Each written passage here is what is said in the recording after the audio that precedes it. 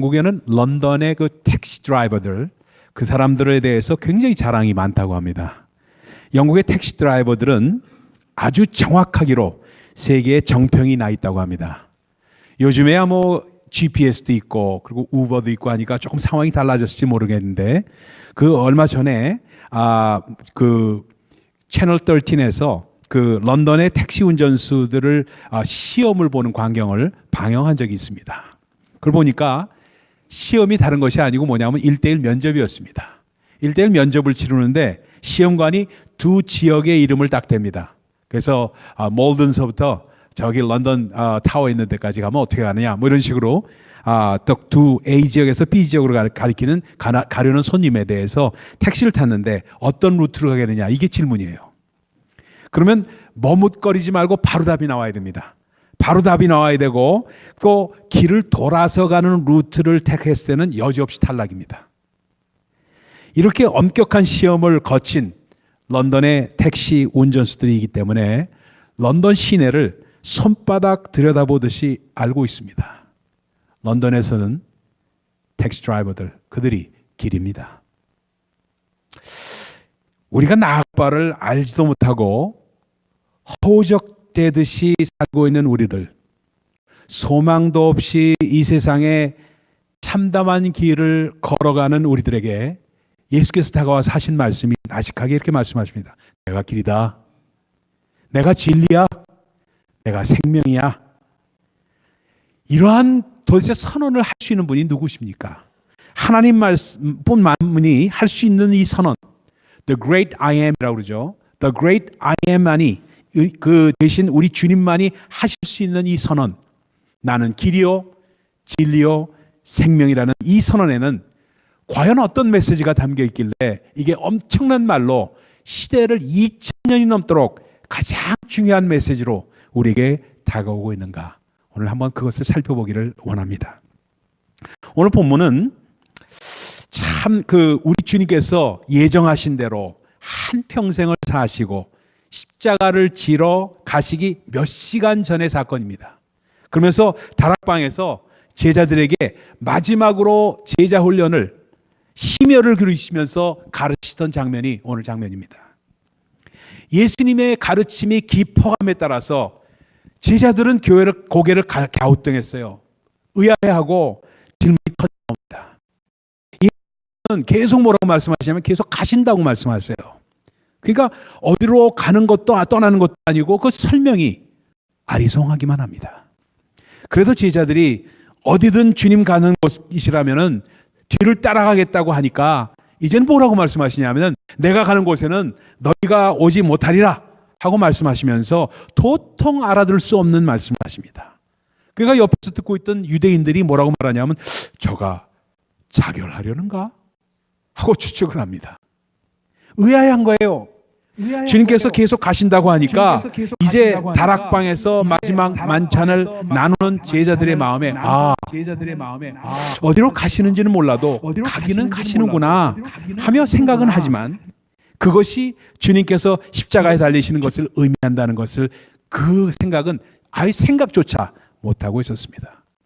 그 순간까지도 제자들은 하나님의 나라가 임하게 되면은 누가 자기들 중에서 더 높은 자리에 앉아야 되는가, 그걸 다툼하면서 눈치 보면서 관심이 거기에 집중되어 있었습니다. 오늘 우리 주님이 하신 선언, 내가 길이다, 진리다, 생명이다 하는 선언은 이렇게 전혀 감을 잡지 못하고 있는 제자들의 세 가지 질문이 그 선언의 배경을 이루고 있었던 것입니다. 첫 번째 질문은요, 요한복음 13장에 기록된 베드로의 질문입니다. 주여, 어디로 가시나이까? 라는 질문이고, 두 번째 질문은 14장에 기록된 도마의 질문입니다. 주여, 어디로 가시는지 우리가 알지 못하거늘 그 길을 어찌 알겠삼나이까? 하는 질문입니다. 세 번째는 14장에 역시 기록된 빌립의 요청, 주여, 아버지를 우리에게 보여주옵소서 라는 요청입니다. 이 세 가지가 오늘 주님께서 선언하신 나는 길이다 하는 선언, 그 선언의 배경이 되기 때문에 하나씩 살펴보면서 오늘은 은혜를 나누기를 원합니다. 그 첫 번째 배경되는 베드로의 질문입니다. 주여, 어디로 가시나이까? 이 말이 너무나도 중요해서 나중에 주님께서 부활하신 후에도 정말 코바디스 도미네라는 이 질문을 여기서 나온 겁니다. 여러분, 베드로가 어떤 사람이었습니까? 여러분, 베드로는 참 단순하고 표현이 원색적인 사람이었습니다. 다른 제자들처럼 가만히 관망하고 눈치나 보는 그런 타입이 아니라 틀리던 맞던 즉각적으로 반응을 보였던 사람이었습니다. 어찌 보면 참 철이 없었던 사람처럼 보이는 그런 분이었어요. 우리 주님이 무리를 걸어오실 때도 만일 주시어든 나를 명하여 무리를 걷게 하옵소서 하고 무리를 걸은 것까지는 좋은데, 바람을 보면서 밑을 보니까 밑에 빠져들어가니까 이번에는 주여 나를 구원하소서 하고 소리치지 않습니까? 가만히 있으면 중간이나 가는데, 그렇게 다분히 충동적인 베드로지만 주님을 3년 반 동안 굳세게 다녔습니다. 그분의 그 범상치 않음을 감지했던 베드로는요, 마음에 결단을 내립니다. 이분이라면은 한번 내 인생을 걸 수 있는 분이다 하고 마음에 작정한 거예요. 그렇게 묻습니다. 주여 어디로 가시나이까? 이미 베드로의 질문에는 의도하는 바를 아시는 우리 주님께서 이렇게 대답을 하십니다. 나의 가는 곳에 내가 지금은 따라올 수 없다. 그러나 후에는 따라오리라 하고 말합니다.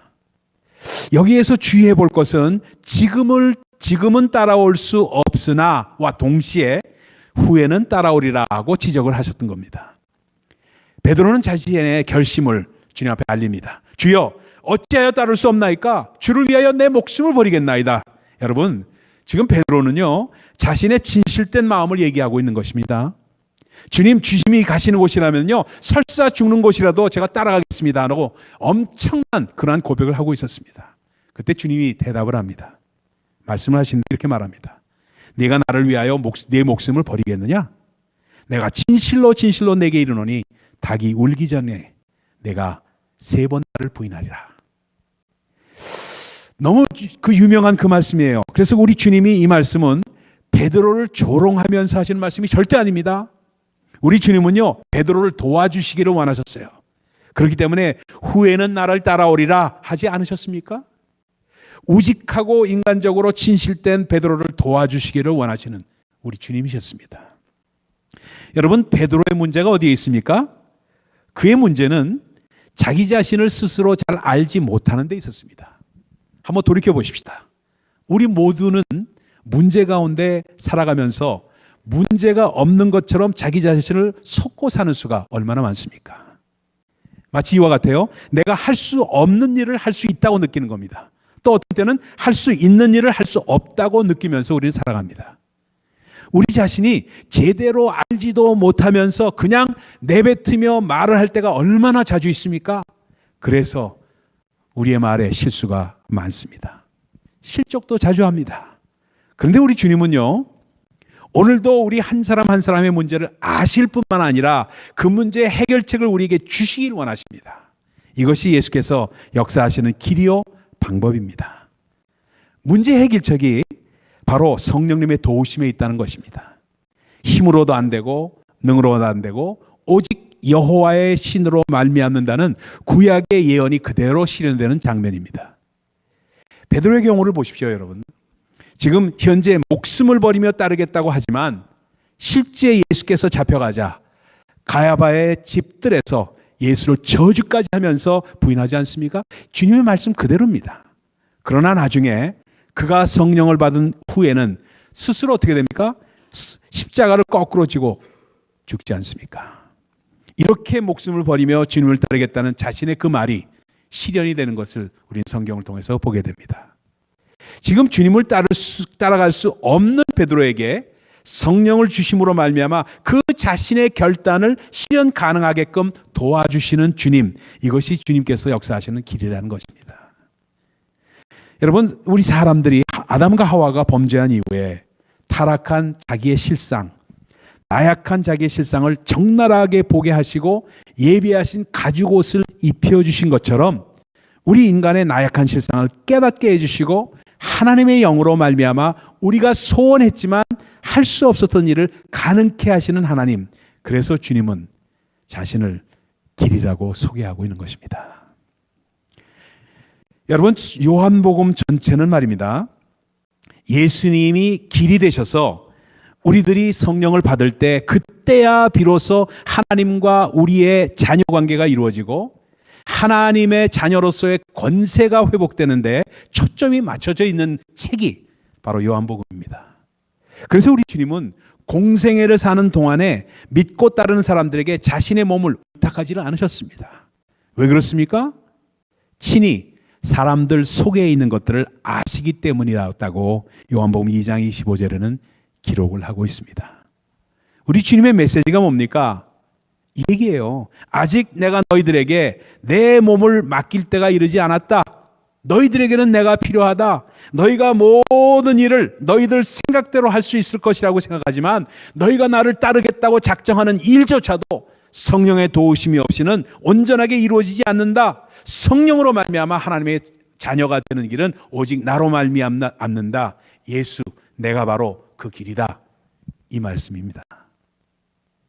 여러분, 우리가 신앙생활 하면서 주님의 도우심이 필요한 것을 인식하지 못하기 때문에 구하지를 않을 때가 많습니다.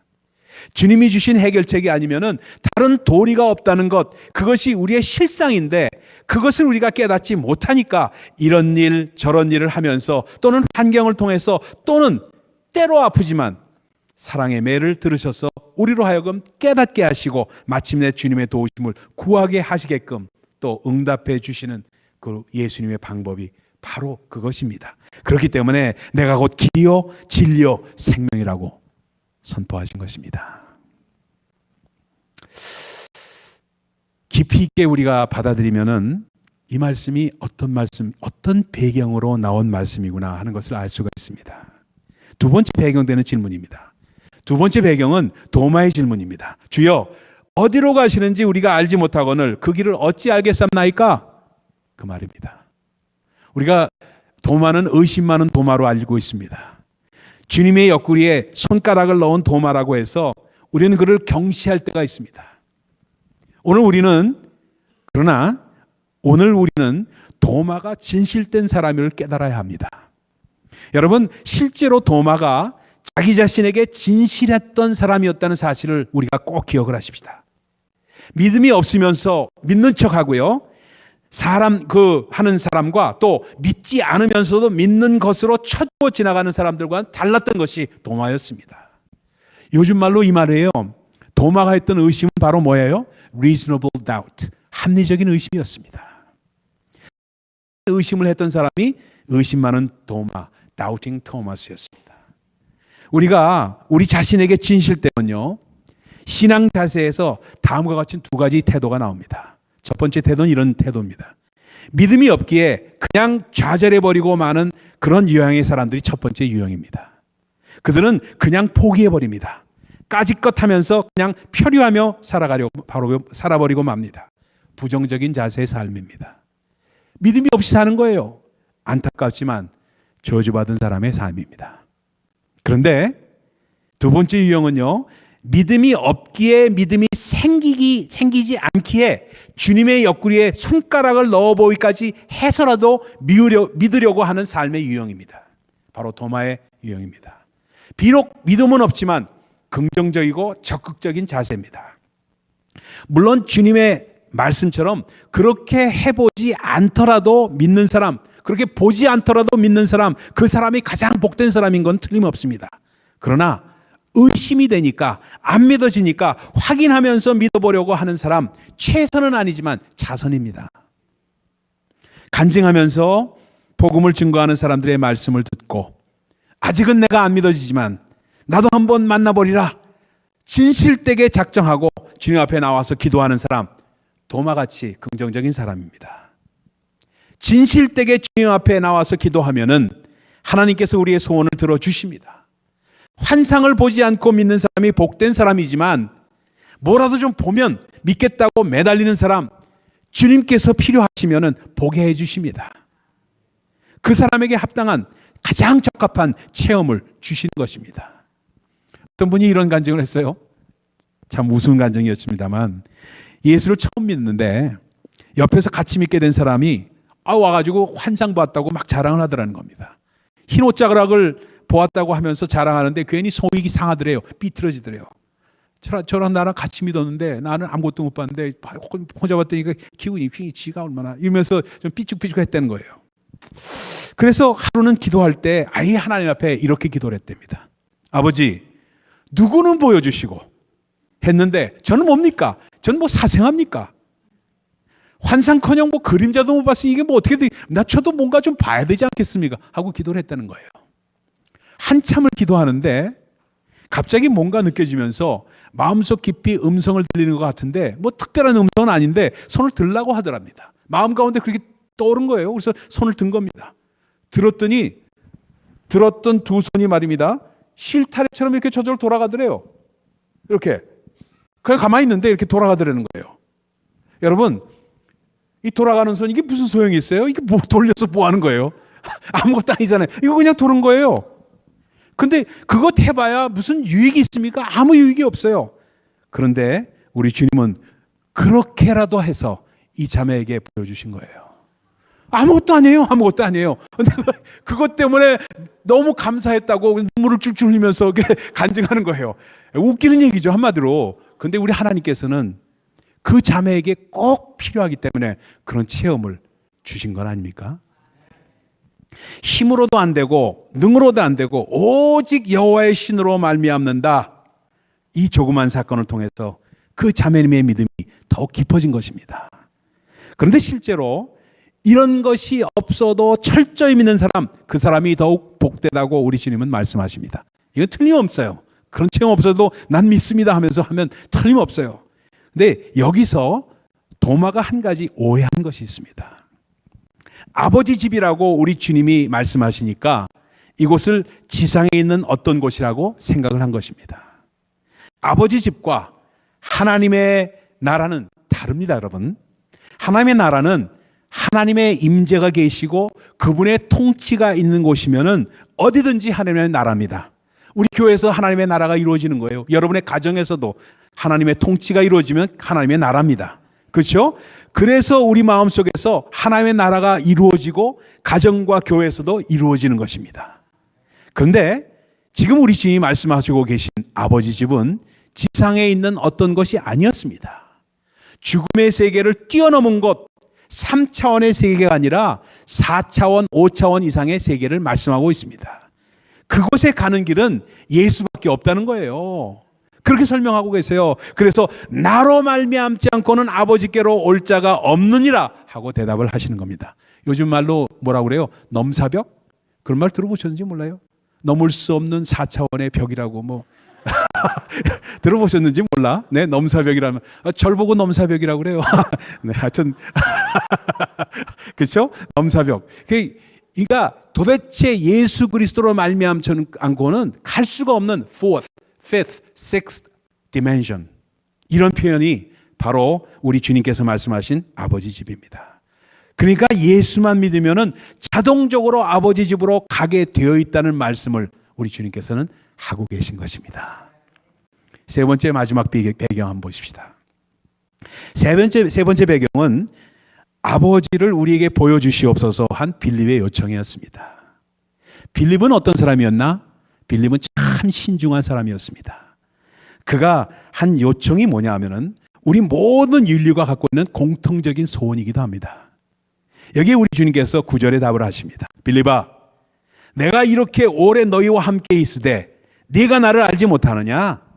나를 본 자는 아버지를 보았거늘 어찌하여 아버지를 보이라 하느냐?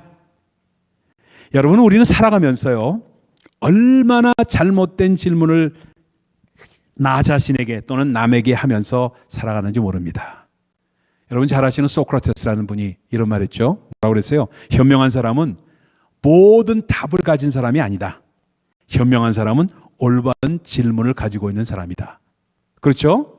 그러니까 올바른 질문을 하는 것이 얼마나 중요한지 모른다는 말씀입니다. 예를 들어볼게요. 예화로 한번 들어볼게요.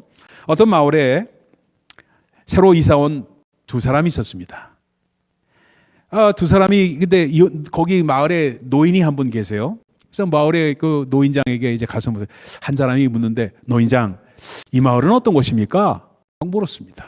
그랬더니 이분이 턱 쳐다보더니 당신은 어디서 왔어? 그러니까 어떤 마을에서 왔습니다. 그 마을은 어떻소? 그러니까 아유 거기요 다 틀렸어요. 그냥 뭐 사기꾼들 많고요, 도둑도 막 심하고요, 얼마나 나쁜지 말도 못해요. 이 마을은 좀 좋을 것 같아서 왔는데 어떻습니까? 하고 물었습니다. 그랬더니 턱 쳐다보니 그 마을하고 똑같소. 그렇게 대답을 하더라는 거예요. 똑같다는 거예요. 거기도 도둑놈도 많고 사기꾼도 많고 다 많소 하고 대답을 하더랍니다. 근데 B라는 사람이 딱 있다가 이제 저쪽으로 갔는데 A라는 사람은 그 질문하고 절로 가버렸어요. B라는 사람이 와서 노인장에게 또 질문했어요. 뭐라고 노인장, 이 마을은 좀 어떻습니까? 하고 물었더니 딱 쳐다보니 어디서 왔어? 어디서 왔다고 대답을 합니다. 그러니까 그 마을은 좀 어떻소? 그러니까 아유 거긴 너무너무 좋은 사람들만 있어요. 기가 막힙니다. 이야, 정말 말도 얼마나 예쁘게 하는지 말도 못해요. 그런데 그 마을을 떠나서 할 수 없이 이 마을로 오게 되는데 너무너무 가슴이 아프지만 떠날 수밖에 없는 사정이 있었습니다. 하고 얘기를 해요. 근데 탁 쳐다보더니 뭐라고 하냐면 이 마을도 당신 살던 그 마을하고 똑같소. 얼마나 좋은 사람 많은지 이루 말할 수 없어. 하고 대답을 하더라는 얘기입니다. 여기서 느끼는 게 뭐예요, 여러분? 예? 우리 마음 가운데 내가 살던 곳이 어떤 곳이나 하면은 새로 가는 것도 그렇다는 얘기입니다. 그러니까 우리 마음 가운데 예, 그만하려네. 괜찮아요. 예, 1절만 할게요. 괜찮습니다. 네. 그래서 하여튼 여러분 참 그렇습니다. 우리가 잘못된 질문을 하고 살 사실을 여러분들 꼭 기억을 해야만 합니다. 빌립의 질문이 그렇습니다. 잘못된 질문이었어요. 하나님을 볼 수 있는 능력이 인간에게는 없으니까 그분이 육신을 입고 이 땅에 오셨다는 거예요. 그것을 요한복음엔 1장에 이렇게 말합니다. 본래 하나님을 본 사람이 없을 때 아버지 품속에 있는 독생하신 하나님이 나타나셨느니라. 그래서 우리 기독교의 신앙을 계시신앙이라고 그러잖아요. 계시에서 우리에게 알게끔 해주셔야지 우리가 하나님을 볼 수 있다는 말입니다. 우리는 예수님을 봄으로 말미암아 하나님을 알아야 합니다. 우리 인간에게 하나님을 보여주더라도 우리의 제한성 때문에 하나님을 볼 수 있는 능력이 우리에게 없다는 겁니다. 마치 장님이 색깔을 구분할 수 없듯이 우리는 하나님을 볼 수가 없습니다. 그래서 우리가 맞게 간구하려면 하나님 나의 눈을 열어주셔서 내가 주님을 볼 수 있게 하여 주옵소서. 주님 바라보기를 원합니다. 이 기도를 하는 거예요. Open my eyes, Lord. I want to see you. 그렇죠? 그것이 하나님께서 열어주실 때 우리 하나님을 볼 수 있는 건데 내가 하나님을 보여주옵소서 하는 질문은 잘못된 질문이라고 우리 주님 말씀하고 계십니다. 이러한 우리의 제한된 상태에 대해서 우리 주님이 처방을 해주십니다. 요한복음 3장에는 물과 성령으로 거듭나지 않으면 하늘나라를 볼 자가 없느니라 하고 말씀하시는 거예요. 그렇게 진단하시면서 요한복음 20장에는 성령을 받으라 하고 처방을 주십니다.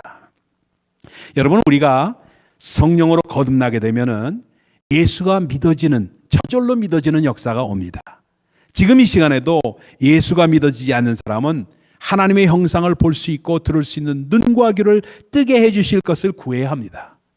그렇게 되면은 성령을 받게 되고 성령을 받으면 내 영이 살아남으로 말미암아 이 모든 일이 가능해진다는 것입니다. 그러면 왜 우리 주님께서 내가 곧 길이다 하고 말씀을 하셨을까? 내가 지금 예수가 안 믿어질지라도 믿으려고 애를 쓸 때 성령께서 우리의 심령을 감동감화시켜 주시고 우리가 죄인임을 깨닫게 해 주시고 그리고서 회개하게 되면은 성령이 임하심으로 말미암아 하나님을 보는 눈이 떠지게 된다는 사실을 말씀하실 때 내가 곧 길이다 하고 말씀하시고 계신 겁니다. 사랑하는 여러분, 어떻게 이런 일이 일어날 수 있을까?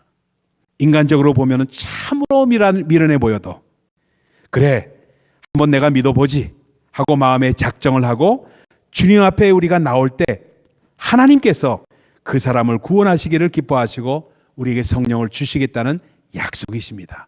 그러니까 우리의 작정이 너무너무 소중합니다. 내가 한번 믿어보겠습니다 하는 마음에 작정을 하고 주님 앞에 나와서 주여 내가 이렇게 작정을 했지만 할 수 있는 방법은 없지 않습니까? 주님께서 내 눈을 열어주셔서 내가 볼 수 있도록 도와주세요. 이렇게 기도하는 사람이 미련해 보여도 그 사람이 바로 하나님을 만나게 되고 하나님을 볼 수 있다는 말씀입니다. 그래서 정말 이 올바른 길을 찾아가는 길이 되고 그것이 그렇기 때문에 내가 곧 길이요 진리요 생명이니 나로 말미암지 않고는 결코 아버지께로 올 자가 없다고 말씀을 하시고 계십니다. 우리 주님은 이런 사람들에게 평강의 메시지를 주십니다. 너희는 마음에 근심하지 말라.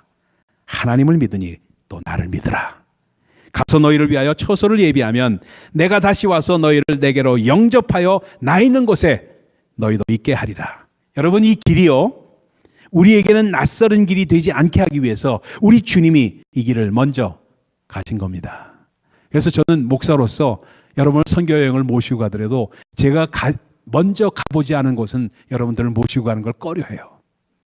그래서 먼저 가서 집회도 하고 선교도 해본 데를 여러분을 모시고 가는 거예요. 왜?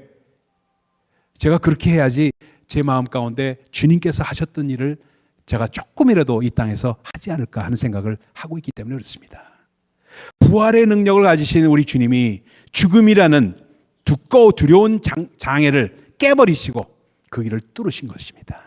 이는 마치 어떠냐면요, 전쟁터에 나가서 정글 속에서 전투를 하는데 적군에게 포위되어서 있을 때 그때 어떻게 죽을 수밖에 없는 상황 가운데 있는데 소제장이 앞장을 서고 포위망을 뚫고 길을 열어서 부하들에게, 전우들에게 이 길을 따라오라고, 나를 따르라 하면서 나오는 그러한 모습과 너무나도 같은 모습입니다.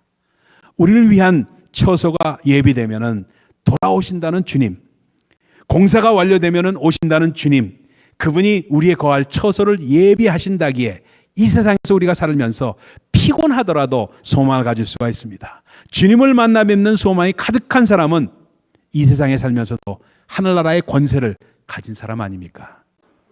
이 아름다운 집에서 영원토록 사니까 지금 우리가 살고 있는 집이 비록 비좁고 누추하더라도 원베드룸 사세요? 스튜디오 사세요? 걱정하지 마세요. 걱정하실 필요가 없어요. 우리가 이렇게 믿어질 때 정말로 우리 주님 앞에 만나 뵐 때는 예비된 집이 있으니까 그것을 가서 우리의 삶을 들여서 주를 위해서 더 많은 일을 할 수 있는 각오가 우리 가운데 있을 수 있다는 얘기입니다. 여러분, 정말 영원한 미래를 설계하며 현재의 삶을 투자하면서 예비하는 우리가 될 수 있다는 것이 바로 여기에 있다는 겁니다. 누가 더 전도를 많이 하나? 경쟁이 일어나야 합니다. 누가 더 겸손해지는가? 이것도 경쟁을 해야 됩니다. 그래서 겸손한 척하라는 말 아닙니다, 여러분. 척하는 거는 겸손이 아니에요. 내 삶이 겸손해지는 겁니다. 누가 더 많은 사랑을 하는가? 이것도 경쟁해야 합니다. 더 많은 사랑을 하기 위해서 경쟁할 수 있어야 합니다. 테레사 수녀가 미국을 방문했을 때였습니다. 한 여인이 찾아와서 고민을 털어놓으면서 울부짖었습니다. 수녀님, 저의 삶은 너무너무 권태롭습니다. 인생의 의미를 느끼지 못하겠어요. 차라리 죽어버리고 싶습니다. 내가 왜 이렇게 살아야 됩니까? 그러니까 테레사 수녀가 그 여인에게 이런 충고를 했습니다. 그래요, 할 수 없죠. 그럼 어떻게 하겠습니까? 제가 살고 있는 인도에 오시면은 제가 진정한 삶을 드리겠습니다. 확신 있게 얘기를 합니다. 죽기 전에 제가 있는 곳 캘커타에 한번 오세요 하고 얘기를 했습니다. 그래서 그 여인이 그 말을 듣고 인도로 갔다고 합니다. 거기에는 죽어가는 사람들, 질병으로 거동도 못하고 앓고 있는 사람들, 가난한 사람들, 내일을 기약할 수 없는 사람들, 도움의 손길을 필요로 하는 사람들이 너무너무 많았습니다. 도움을 필요로 하는 사람들의 현장에 있는 중에 그 자매는 우리 주님의 마음을 깨닫게 되었습니다. 심령의 진정으로 예수를 받아들이게 된 겁니다. 거기에서 그 여인은 테레사 수녀와 같이 그들을 돌보고 보살폈습니다. 온종일 다른 사람을 치료하는 일에, 복음을 전하는 일에 자기 삶을 쏟다 보니까 삶에 새로운 의욕이 생기기 시작합니다. 여러분, 주 안에 있으면요, 주님이 원하신 일을 하게 되면요, 삶의 보람과 기쁨이 넘쳐나게 되어 있습니다. 나중에 그 애는 이렇게 간증합니다. 제가 살고 있는 인도에 오시면 진정한 삶을 드리겠다고 하신 테레사 수녀님의 말을 이제는 이해합니다. 주 안에서 그분의 길을 이해하고 받아들이며 이제는 내가 해야 할 일을 발견하며 인생의 진정한 의미를 깨닫게 될 때 우리의 삶은 새로운 기쁨과 능력을 경험할 수 있게 됩니다. 사랑하는 여러분, 근심하십니까? 방황하십니까? 무엇을 믿고 사십니까? 돈? 명예? 그까짓 거요. 내 건강만 사라져버리면 아무것도 아닙니다. 건강해야 돈도 있고 명예도 있습니다. 근데 건강이 사라지면 아무것도 아닙니다. 내가 건강하다는 전제하에서만 나를 보호하고 지키는 것은 진정한 길이 아닙니다. 그것은 내 진리가 아니고 생명도 아닙니다. 아무것도 아니에요. 근데 우리 주님 뭐라고 그러십니까? 너희는 마음에 근심하지 말라. 하나님을 믿으니 또 나를 믿으라. 예수께서 나를 위해서 영원한 처소를 준비하신 것과 예수님이 바로 영원한 처소에 이르게 하는 길이요 진리요 생명이심을 믿어야 한다는 것. 그리고 잊지 말 것은 그 예수님이 지금 이 시간에도 우리의 삶의 길이 되고 진리가 되고 생명이 된다는 이 분명한 사실입니다. 그래서 마음속에 이렇게 고백하시기를 제가 부탁을 드립니다. 주님이 없으면 나는 방황과 어둠 가운데 있을 수밖에 없습니다.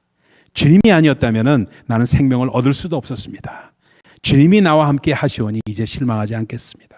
슬퍼하지도 않겠습니다. 주께서 나를 위해 예비하신 그 영원한 처소에 이를 때까지 주님은 나의 길, 나의 진리, 나의 생명이 되시기 때문입니다. 이러한 고백이 우리 가운데 있어야 되겠습니다. 이 시간에 여러분을 초청합니다. 전부 일어나시기 바랍니다. 전부 일어나십시다. 전부 일어나서 옆에 사람을 손을 잡읍시다. 그리고 한번 이렇게 말씀하세요. 옆에 사람들에게 예수님 한번 진실되게 믿읍시다. 진실되게 믿읍시다. 한번 옆에 사람에게 얘기하세요. 그리고 그분이 길입니다 하고 얘기하세요. 그분이 길입니다. 그분이 길입니다. 그 마음을 가지시면서 오늘 이 찬양 같이 나눕니다. 주님 내가 여기 있사오니 나를 보내소서. 이 찬양 나누실 때 가사를 여러분 마음 깊이 새기면서 위에 띄워주시니까요. 깊이 새기면서 가사를 아시는 분들은 보실 필요 없죠. 정말 주 안에서 이 마음을 정말 주님 앞에 드리는 마음으로 한번 찬양을 같이 하겠습니다.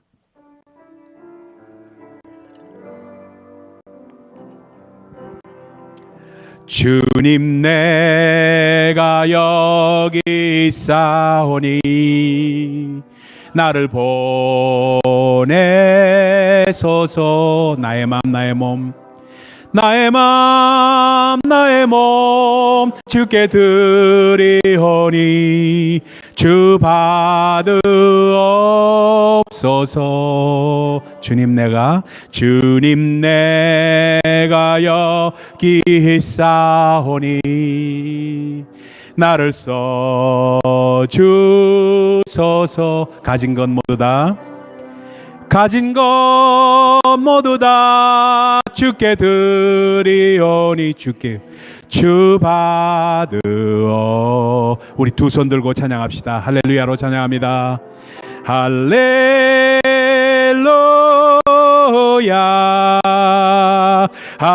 할렐루야 할렐루야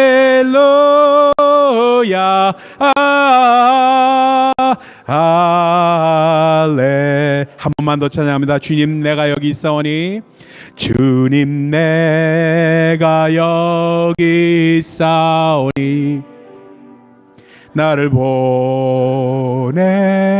보내소서. 아버지 나의 몸 주께 드리오니 주 받으옵소서. 받으옵소서. 주님 내가 여기 있사오니 주님 내가 여기 있사오니 나를 써주소서. 나를 써주소서. 가진 것 모두 다 주께 드리오니 주 받으오. 우리 두 손 들고 찬양합니다. 할렐루야로 주님 앞에 할렐루야